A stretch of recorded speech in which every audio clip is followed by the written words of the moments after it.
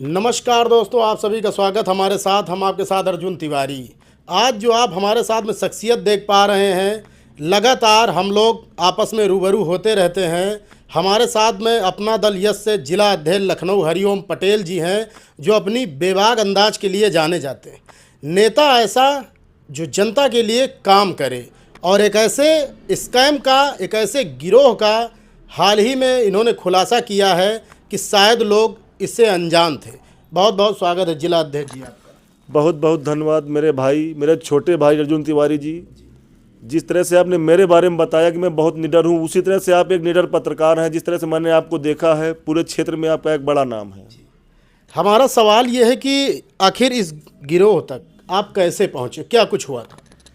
देखिए, मेरे पास एक प्रकरण आया। मेरे जानने वाला एक लड़का है पवन शर्मा, उसने मुझसे बताया कि भैया मैं मटियारी चौराहे पे जा रहा था और वहाँ पे करीब 10 लड़कों ने, जिनकी गाड़ी में कोई नंबर नहीं था, उससे उतरे और पता नहीं कैसे मुझे रोक लिया। रोकने के बाद मेरी गाड़ी का बताने लगे कि हम बैंक से आए हैं और हम फाइनेंसर हैं, तुम्हारा इसमें किस्त नहीं जमा, उसकी शायद 2-4 किस्त नहीं जमा रही होंगी, कोई समस्या रही होगी।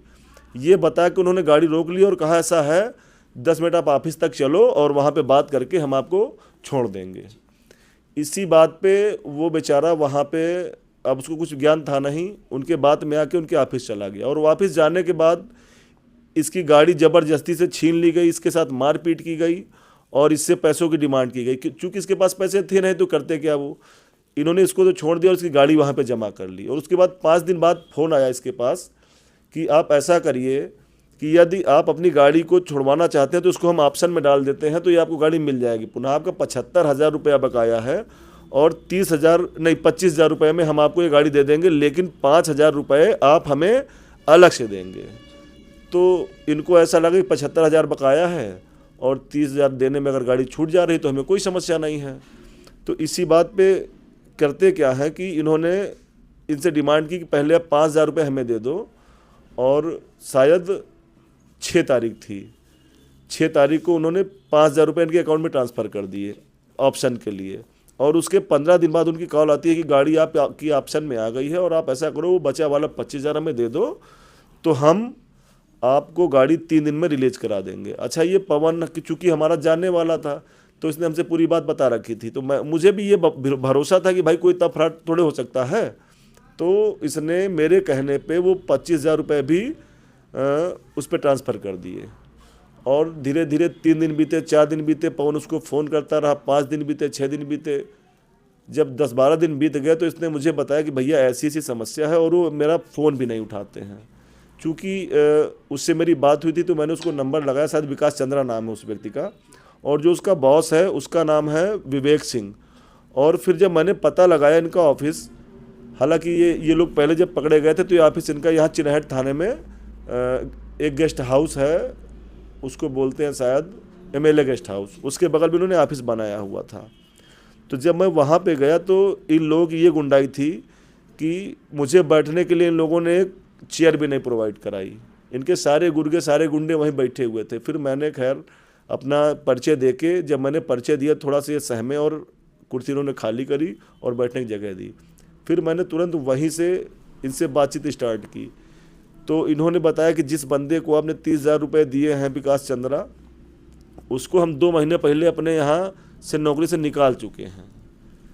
तो मेरी ये समझ में आया कि ये जो स्कैम ये लोग करते हैं, थर्ड पर्सन को लेके जिससे पैसा लेते हैं, और यही कहानी हर जगह पे है कि आप जहाँ भी जाएंगे कि मैंने तो उसको 2 महीने पहले निकाल दिया था, मैंने इसको 1 महीने पहले निकाल दिया था। और ये इसी चीज़ पे ये लोग क्या करते हैं कि पैसा लेके कस्टमर से और लेने के बाद गायब हो जाते हैं। अब आप कंपनी के पास जाओगे तो कंपनी का जवाब है कि हमने उस पर्सन को निकाल दिया। तो मेरा एक जवाब था कि जब आपने उसको निकाला तो आपने उसका पुलिस वेरिफिकेशन क्यों नहीं कराया? आपको उसका पुलिस वेरिफिकेशन कराना चाहिए था और उसकी ID आपके पास होनी चाहिए थी। किसी भी व्यक्ति को निकालने से पहले आप उससे जुड़ी हुई जो भी समस्याएं हैं आप पहले अपने पास लोगे, अपने हैंडओवर लोगे, और फिर आपने इस कस्टमर से क्यों नहीं बताया कि हमने उस पर्सन को बाहर निकाल दिया है?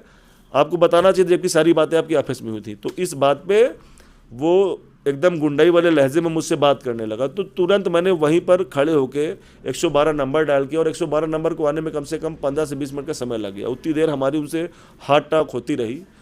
और वो अपना रंगबाजी करते रहे हमसे अपने ऑफिस में बैठ के। मैंने कहा कोई नहीं, अभी बात होती है। और जब 100 नंबर आती है तो उन्होंने बताया कि मैं बीबीटी थाने से अटैच हूँ और ये बताइए क्या समस्या। मैंने उनसे पूरा यही प्रकरण रखा कि ऐसे ऐसे ये लोग स्कैम कर रहे हैं, किसी भी गरीब व्यक्ति से गाड़ी उठा ले रहे हैं, उससे पैसे मांगते हैं, जब वो पैसा नहीं दे पाता है तो फिर ये नौटंकी चालू होती है इनकी।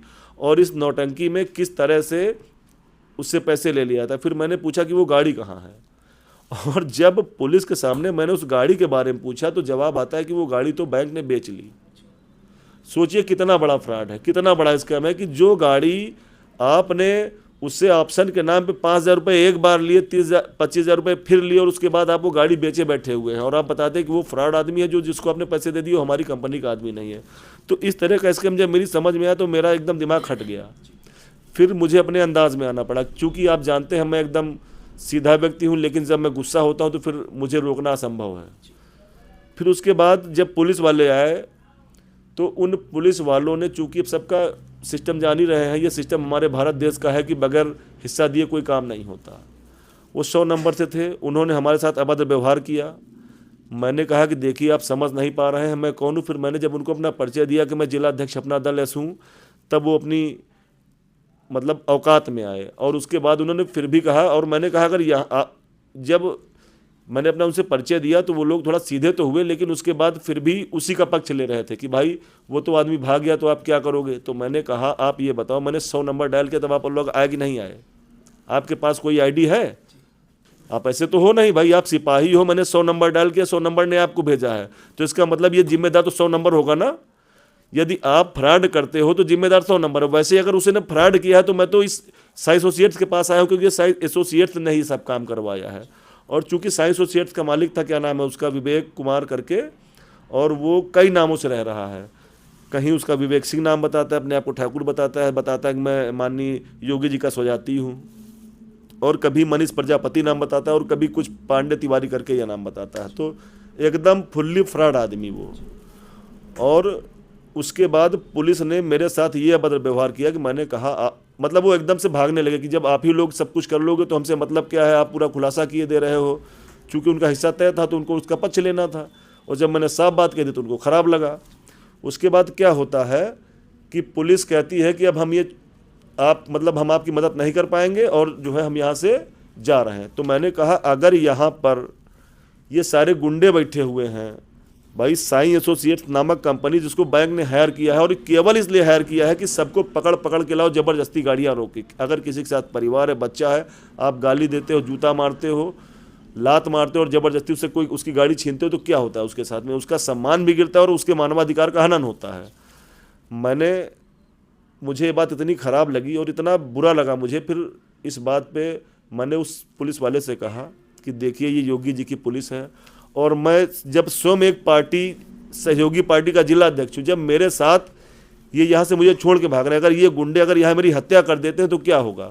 इस बात पर भी उनके अंदर कोई फ़र्क नहीं पड़ा और बेचारे वो छोड़ के वहाँ से चले गए। हालांकि उसके बाद मैंने उन पुलिस वालों के खिलाफ़ भी जो है 100 नंबर पे एक आता है, मैंने उस एप्लीकेशन पे उनके खिलाफ़ FIR कर दी है, और हो सकता है अगर योगी जी चाहेंगे तो वो निलंबित होंगे।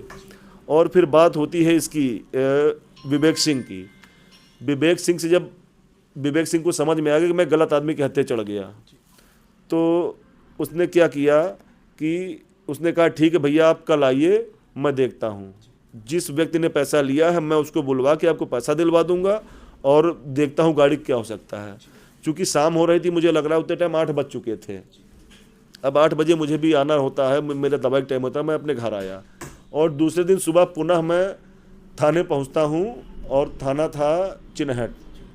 वहां पर माननीय क्या नाम है उनका, देखिए SO साहब जो हैं, मैंने उनसे बात करी तो उनका कोई मीटिंग लगा था, वो मुझे नहीं मिले, और उन्होंने अपना एक उप निरीक्षक दूसरा हमको दिया जो उनके SI होंगे, सेकंड SI, उनसे मेरी बात हुई। मैंने एक पूरी इस समस्या से प्रकरण से एक संबंधित एक चिट्ठी, माने जिसको बोलते हैं FIR की कॉपी, मैंने उनको दी, और जैसे ही मैंने उनको दी उन्होंने फ़ोन किया, तुरंत वो 30,000 रुपया उस व्यक्ति के खाते से, जिस खाते से गया था उसमें तुरंत वापस आ गया। मतलब 1 मिनट नहीं लगा। जैसे उनको पता चला कि ये लोग इतना इनका अच्छा नेटवर्क है कि ये सब देखते रहते हैं कौन कहाँ पे है, तुरंत 25,000 रुपये उन्होंने अकाउंट में वापस किए। अब 30,000 रुपये तो अकाउंट में वापस आ गया। तो फिर मैंने कहा ये बताइए, जब 30,000 आ गया तो ये गाड़ी का क्या होगा? भाई गाड़ी 25,000 रुपया, उस व्यक्ति ने 25,000 रुपये दे के गाड़ी खरीदी, उसके बाद वो 10 EMI भर चुका है और 4,000 रुपये EMI है, माने 40,000 वो और 25,000 या 65,000 रुपये उसने दिया है, और आपने उसकी गाड़ी बेच ली। उस गाड़ी की कीमत कौन देगा? इंस्पेक्टर साहब ने मुझको आश्वासन दिया कि आप परेशान ना होइए, जिस तरह से उन्होंने पैसा दिया है उसी तरह से वो आपको गाड़ी भी देंगे। मैंने कहा जब गाड़ी तो उन्होंने बेच ली है, तो इंस्पेक्टर साहब ने कहा किसी भी व्यक्ति के हाथ गाड़ी बेची हो, अभी जब गाड़ी ट्रांसफ़र करने कोई नहीं गया है तो गाड़ी बेच भी लिया होगा तो गाड़ी आपको मिलेगी। ये गाड़ी हमें कल मिल जानी चाहिए थी इंस्पेक्टर साहब के हिसाब से। तो चूंकि मैं कल जा नहीं पाया, कल मेरे पास कई काम थे, कल मैं वहाँ थाने नहीं जा पाया। और आज जब मैं इंस्पेक्टर साहब से बात कर रहा हूँ तो बेचारे इंस्पेक्टर साहब अभी ये हमको आश्वासन दिए हैं कि मैं देखता हूँ क्या हो सकता है। आज दूसरा दिन है और दिनेश चंद्र अवस्थी हैं शायद, वो यहीं गुसाईगंज थाने से पहले हमारे क्षेत्र से थे और ये वहाँ से जाके चिन्हट थाने के समय इंस्पेक्टर हैं। हमारे अच्छे मित्र भी हैं और अच्छे जानने वाले भी हैं, लेकिन जानना पहचानना अलग बात होती है। अगर मेरा काम नहीं होता है तो मैं संदेश देना चाहता हूँ कि अगर आपने अच्छा काम नहीं किया तो मैं आपके विरुद्ध भी खड़ा होऊंगा। ये बताइए कि अब इसके बाद क्या आपकी तैयारी रहेगी? क्योंकि देखिए बहुत से ऐसे लोग हैं जो किस्तों में गाड़ी खरीदते हैं, उनके साथ इस तरह की घटनाएं हो रही हैं, तो अब आगे क्या एक्शन आपकी ओर से होगा? देखिए पहले तो मैं बताऊं, जब मैंने काम चालू किया, परसों की बात है, तब से मेरे पास करीब 100 फ़ोन आए, जिसमें कई पत्रकार बंधु थे और वो उस विवेक सिंह और जो कई नाम उसके हैं मनीष प्रजापति, उसके लिए फ़ोन आया कि वो मेरा छोटा भाई है। और यहाँ तक मेरे स्वयं के एक पार्टी के विधायक जी के प्रतिनिधि ने मुझे फ़ोन किया और कहा कि मैं फलाने के प्रतिनिधि बोल रहा हूँ। तो मैंने कहा ठीक है भैया बताइए क्या बात है, कैसे हैं आप, ठीक है? तो जो उसने कहा कि वो मेरा छोटा भाई है। मैंने कहा मैं आपके छोटे भाई को 10 जूते मारूंगा अगर वो यहाँ आ गया तो, और दोबारा से उसको छोटा भाई मत बताइएगा। चोर आदमी जो यहाँ गरीब आदमियों से पैसे वसूल रहा है उसको आप छोटा भाई बता रहे हो, और आप अपने आप को विधायक का प्रतिनिधि बता रहे हो, वो भी मेरी पार्टी का, अपना दल का।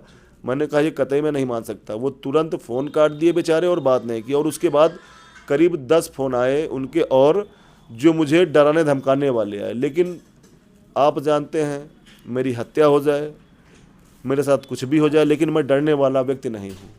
इस प्रकरण को मैं तब तक ले जाऊंगा जब तक इस लखनऊ शहर छोड़ दीजिए, अगर अगल बगल शहर से भी फ़ोन तो मेरे पास पूरे प्रदेश से आ रहे हैं, लेकिन इस लखनऊ से पहले ख़त्म कराने के बाद अगर कोई दूसरे ज़िले में ज़रूरत पड़ती तो मैं वहाँ भी पहुँचने का काम करूँगा। और इन जो ये अवैध कंपनियां बनी हुई जैसे साई एसोसिएट्स हैं, अभी एक नया नाम आया था, अभी आपके सामने मेरे पास फ़ोन आया था, मैंने तुरंत उनको फ़ोन किया और भाग गए सब छोड़ के गाड़ी। किसी भी कंपनी को मैं लखनऊ शहर में रहने नहीं दूंगा, ये मेरा वादा है। क्या कहना चाहेंगे उन लोगों के लिए जो किस्तों पे गाड़ी ले रखे हैं? अगर उनको कोई इस तरह का आदमी मिलता है तो फ्रॉड हो सकता है, क्या कुछ कहना चाहेंगे आम जनता से? सबसे पहले तो मैं आप सभी से ये बताऊंगा कि यदि आपके पास पैसे की कम व्यवस्था है तो आप गाड़ी फाइनेंस ना कराएं। देखिए गाड़ी फाइनेंस कराते हैं तो आप सरकारी बैंक से गाड़ी फाइनेंस कराएं और प्राइवेट बैंकों से बिल्कुल फाइनेंस ना कराएं, क्योंकि जहां तक समस्या आती है ये प्राइवेट बैंक वाले हैं। ये प्राइवेट बैंक वाले नहीं, ये बदमाश लोग होते हैं और ये अपने गुंडे लगा के रखते हैं। अगर आप जैसे श्री राम हो गया या कई सारी एजेंसियाँ हैं, HDFC या HDBC ऐसी कंपनियाँ हैं, यदि आपने इनसे EMI ले ली तो अगर आपने 70,000 रुपया इनसे उधार लिया है तो आपको 70 का 2,70,000 रुपया भरना पड़ सकता है। ये इनका चक्रवृद्धि ब्याज चलता है। तो मैं सभी जनता से गुजारिश करूंगा, पहली बात तो अगर आपकी एक आध EMI 2-4 EMI अगर नहीं भी जमा होती तो ये RBI की गाइडलाइंस है कि बैंक उक्त व्यक्ति को पहले सूचित करेगा, समझ रहे हैं आप, पहले उस व्यक्ति को सूचित करेगा, और अगर उस व्यक्ति के पास पैसा नहीं है तो ये उसका मानवाधिकार है कि वो बैंक को समय देगा, लिखित रूप में समय देगा कि मैं इतने समय के बाद आपको पैसा दूंगा।